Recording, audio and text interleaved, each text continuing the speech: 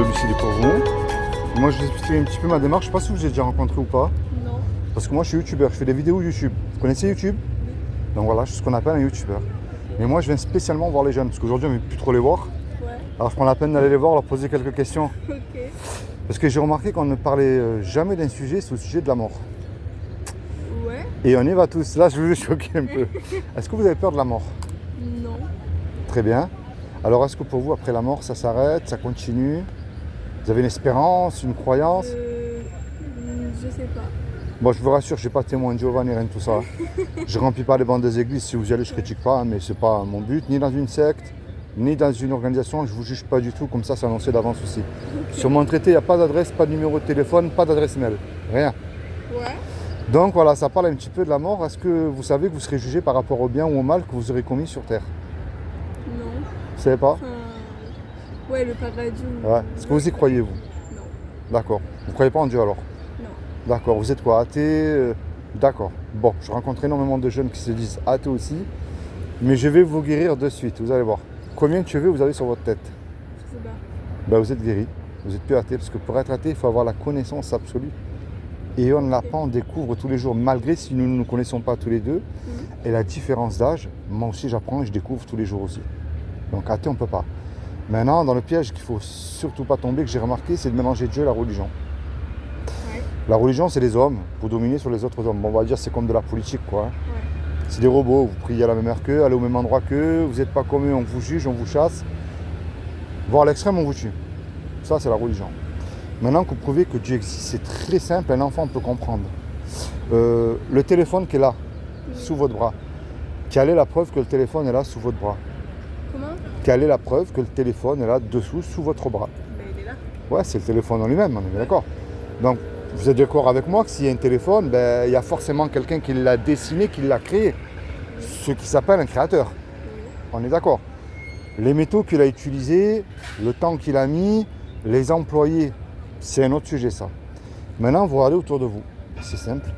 La complexité de l'univers, la lune, le soleil, les étoiles, les papillons, les arbres, la complexité de votre corps. Ouais. Il y a forcément un créateur.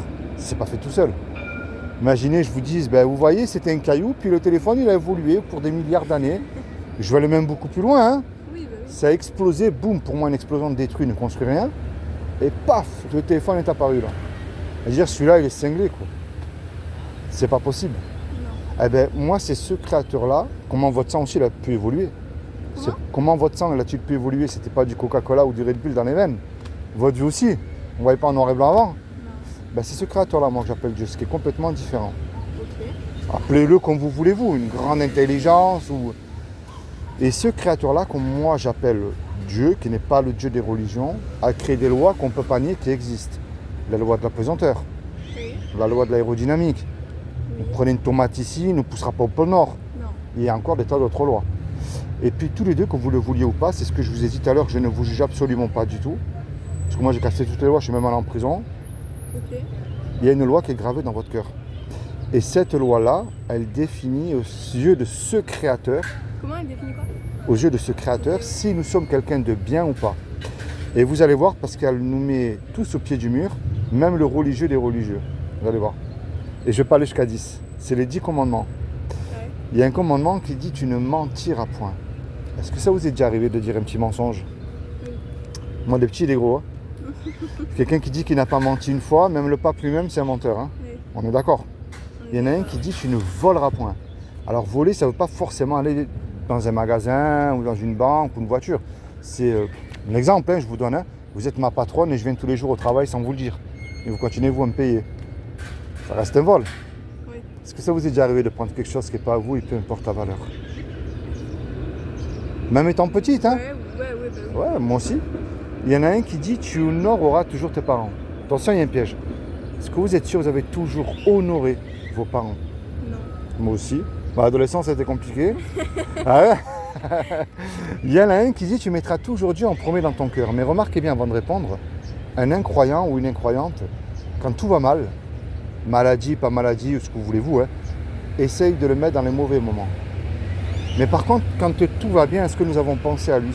Rien que pour le souffle de vie qu'il nous donne tous les jours déjà. Compliqué, hein? Et ouais. Et il y a un dernier. Il y a un commandement qui dit tu ne commettras point d'adultère.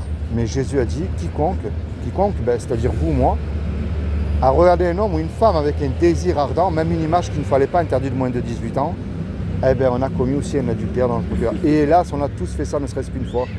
Donc, si Dieu est juste, parce qu'on me dit souvent que Dieu est amour et miséricordieux, c'est vrai, mais quelqu'un qui est amour et miséricordieux, il est obligé d'appliquer sa justice, sinon il n'est pas amour, on est bien d'accord.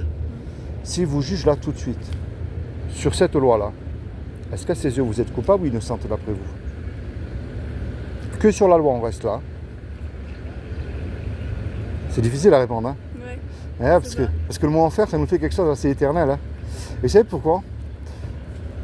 Je ne vous juge pas, mais en général, on ne veut pas y croire, pas en discuter, pour continuer à faire ce qui nous plaît. C'est comme si vous demandez à un cambrioleur de rentrer dans un commissariat de police. C'est un petit peu la même chose. Mais malheureusement, c'est la mauvaise nouvelle. Je commence par la mauvaise, mais je vais terminer par la bonne, je vous rassure. On mérite, vous comme moi, et la planète entière, l'enfer. Parce que nous avons cassé sa loi déjà. Dans la parole de Dieu, il y a écrit lorsqu'on casse un seul commandement. Parce que je prends le mensonge, c'est plus simple. Dieu n'a pas dit petit ou gros mensonge, il a dit tu ne mentiras pas. Ben, c'est comme si on a cassé tous les commandements. Imaginez un Dieu tellement saint, il ne peut même pas supporter même un mensonge pour faire du bien. Il a dit tu ne mentiras pas. Mais de nos propres forces, on ne peut pas l'accomplir cette loi. Je ne sais pas si vous avez des frères et sœurs, mais s'il fallait mentir pour leur sauver la vie, la question ne se pose pas. On ne peut pas l'accomplir cette loi. Et vu que lui-même, il a vu qu'on ne pouvait pas l'accomplir, est-ce que vous savez ce qu'il a fait pour vous il y a 2000 ans? Pour vous éviter justement d'y aller dans un endroit qui s'appelle l'enfer. Non. Vous ne savez pas? Réfléchissez bien avant de répondre. Il y a 2000 ans, qu'est-ce que Dieu a pu faire? Qui est très connu quand même, hein? Ouais, c'est quoi? Alors maintenant, je vais vous dire, moi, ce que je crois, moi. Ce qui est impossible aux hommes ne l'est pas à Dieu. Il peut apparaître là sous une forme humaine, Dieu peut faire ce qu'il veut, nous on ne peut pas. Oui. Ben, c'est ce qu'il a fait il y a 2000 ans. Il s'est habillé avec un corps justement qui est Jésus, le vrai qui a existé. Et il a dit que quiconque croit encore une fois que Jésus est le Fils de Dieu, qu'il est ressuscité du royaume des morts le 3e jour, ben, il aura la vie éternelle à mes côtés, c'est aussi simple que ça. Il n'a pas dit d'allumer des cierges, il n'a pas dit d'aller prier la Vierge Marie, de suivre un pape ou de faire des croisades, il a dit de croire. Mais le problème aussi que de croire, je me suis rendu compte que ça ne suffit pas non plus. Et ouais, parce que les démons aussi, ils y croient. Et eux, ils tremblent. Ils sont beaucoup plus humbles que nous de ce côté-là. Alors moi, le but de ma démarche, je ne remplis pas les bâtiments. Encore une fois, je ne critique pas si vous allez dans un bâtiment, mais ce n'est pas mon but, moi. Ça s'appelle la repentance, la clé. Est-ce que vous savez ce que ça veut dire, la repentance? Alors la repentance, ça ne veut pas devenir fanatique religieuse. C'est pas ça. Ça veut dire que dès aujourd'hui, ben, vous changez de direction. Ok. Et vous vous tournez vers Dieu. Et vous le dites. Quel est ce farfelu là qui est venu, qui m'a abordé?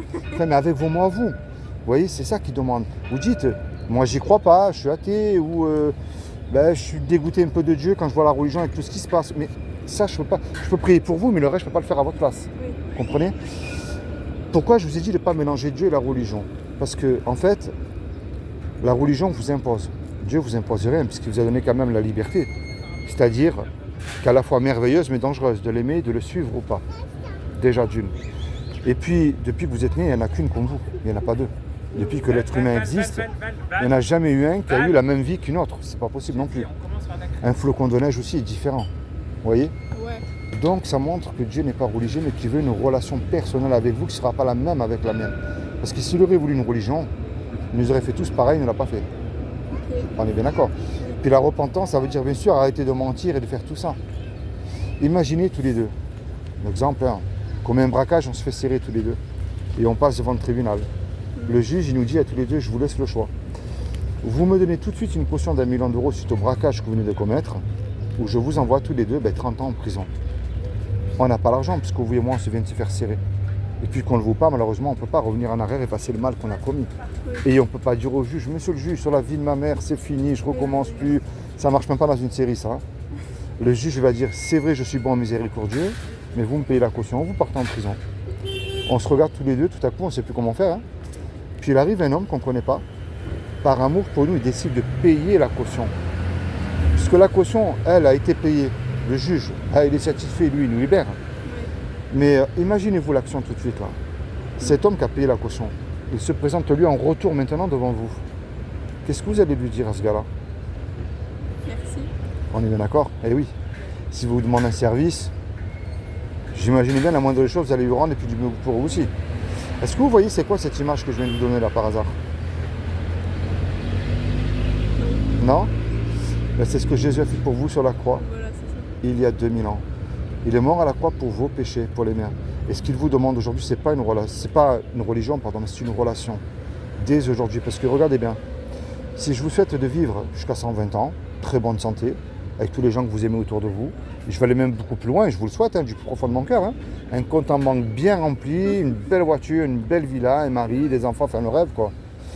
Mais en vérité, je ne peux pas vous garantir 5 minutes.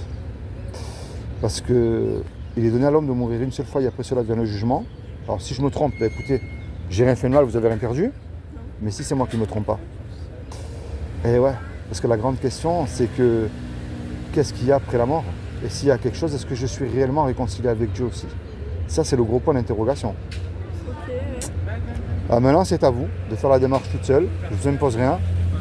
Et le meilleur moyen de le connaître aussi, c'est à travers la Bible. Est-ce que vous avez déjà lu la Bible? Pas du tout. Vous avez fait des études, vous êtes étudiante? Ouais. Est-ce que vous savez pourquoi la Bible? Pourquoi pas un autre livre, peut-être le Coran, un livre des bouddhistes? Il y a peut-être de très belles choses écrites dedans. Est-ce que vous savez pourquoi déjà la Bible? Non. Alors déjà, la Bible, c'est pas un livre religieux, pas du tout. On ne peut pas la lire à cause de mauvaises personnes qui s'en servent, mais qui ne sont même pas capables de mettre en pratique ce qu'ils prêchent eux-mêmes. Ouais. C'est un livre historique que vous allez retrouver à travers l'histoire et l'archéologie. L'archéologie est une science. Oui. Abraham, Noé, Moïse, tous ces hommes-là, on ne peut pas nier, on ne peut pas dire qu'ils n'ont pas existé. Ok. Ce qu'il n'y a dans aucun livre religieux, c'est des prophéties accomplies à la lettre. C'est pas, je crois, parce qu'on me dit de croire. Moi, je crois que des prophéties. Vous avez par exemple la chute de l'Irak de Saddam Hussein qui est prophétisée dans l'Ancien Testament par Ésaïe et Jérémie. Puis il y en a eu encore des tas d'autres qui se sont déjà accomplis, qui ont été prouvés scientifiquement. Donc si ça a été déjà prouvé scientifiquement, celles qui se sont déjà passées, ben, ça veut bien dire que le reste aussi va s'accomplir. Parce que s'il y a eu une seule fausse prophétie, eh ben, pouf, tout le château de cartes il tombe. Oui. Et il n'y en a eu aucune. Ouais. Donc c'est pour ça que, pour moi, ben, paradis et enfer existent forcément, parce que c'est prophétisé, Ok. et jugement aussi. Et c'est pour ça que je vous encourage à la lire. D'accord. Ben, j'y pense. Ouais, bah oui, si vous en voulez une, c'est gratuit, c'est comme vous voulez. Ok. Vous en voulez une? Moi je vous la donne, c'est gratuit, je vais pour ça dans la rue. Ah ben voilà. Alors moi je vais vous encourager à lire, enfin vous lisez où vous voulez, mais... Alors ça s'appelle... Ben alors ça c'est une Bible, ça s'appelle dans l'Évangile de Jean. Là, Ouais. ça c'est pour vous, Ok. et c'est gratuit. Merci. Et puis voilà, c'est fait. T'as gardé quelque chose. Bah ouais, ça c'est pour vous aussi, c'est très intéressant. Vous avez en introduction les 3 plus grandes religions qu'elles sont connues dans le monde entier. Qu'elles vous disent toutes les 3 qu'elles sauvent. Au milieu, c'est un évangile de Jean qui est un des 66 livres de la Bible, pour connaître Ouais. le Jésus de la Bible, pas une superstar, parce qu'aujourd'hui on en fait un petit peu une superstar. Ok. Mais bon, Jésus n'était pas ni dans les palais, ni se baladait pas en papamobile non plus. Et à la fin, c'est des petits conseils pratiques à mettre avec Dieu toute seule. Là-dedans? Ouais, à la fin, dans les dernières pages. Ça marche. Votre cœur, votre Bible, et puis voilà. Et ma dernière question, je vous laisse tranquille. Est-ce que vous sauteriez d'un avion sans parachute en plein vol? Non, même pas avec un parachute, je le ferai moi. Sans air. Parachute, ouais. Ouais, moi non. Je suis pas assez courageux. Mais pourtant, on se connaît pas, vous et moi. Et un jour ou l'autre, tous les deux, on va faire le grand saut dans la mort. Ok, ouais. Et oui, on y va tous malheureusement. Ah, pas le Et choix. ça, malheureusement, je dis. Parce qu'il y en a qui voudraient rester. Mais est-ce que Jésus ne serait pas votre parachute qui vous garantit dès aujourd'hui que vous pouvez être sauvé? Parce que le seul nom qui nous a été donné sous le soleil, devant lequel tout genou fléchira, qu'on le veut ou pas, c'est comme ça. Soit pour la vie éternelle, soit pour la perdition éternelle, Ouais. c'est le nom de Jésus. Ok. Et moi, je vous encourage à le faire entrer dans votre cœur. Si vous êtes en couple, dans votre couple, dans vos études, dans votre famille.